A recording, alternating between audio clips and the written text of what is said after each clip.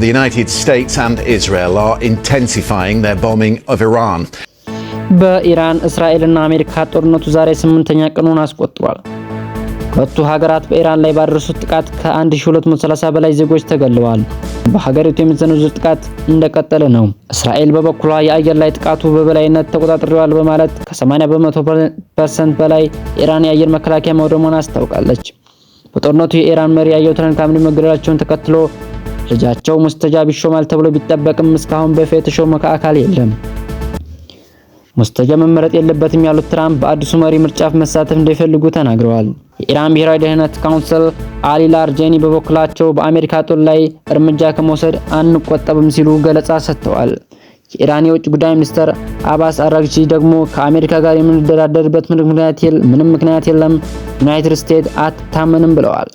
አሜሪካ የኢራን የሚሳኤል ጥቃት 90%፣ የድሮን ጥቃት ደግሞ 83% ቀንሷል ብላለች። እነዚህ በጦርነቱ ከተከሰቱ ሁኔታዎች ጥቂቶቹ ናቸው።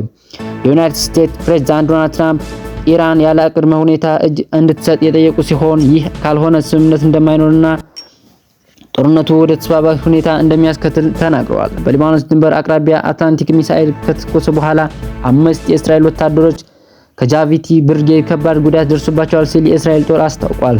የዚሁ ብርጌድ አባል የሆኑ 3 ወታደሮችም ቀላል ጉዳት ደርሶባቸዋል፣ ሆስፒታል ውስጥም ይገኛሉ ተብሏል። ሂዝቡላህ በእስራኤል በተያዘው የሶሪያ ጎላን ኮረብታ የእስራኤል ወታደራዊ ቦታ ላይ ያነጣጠረ የድሮን ጥቃት መፈጸሙን ገልጿል።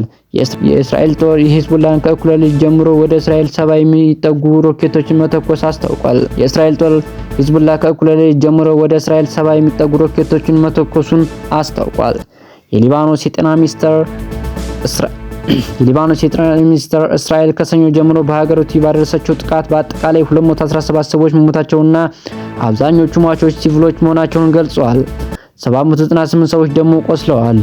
የተባበሩት አረብ ኤሚሬትስ በድሮን ማክሸፍ ሂደት ምክንያት የተከሰተው የኢንዱስትሪ እሳት በቁጥጥር ስር መዋሏን አስታውቃለች።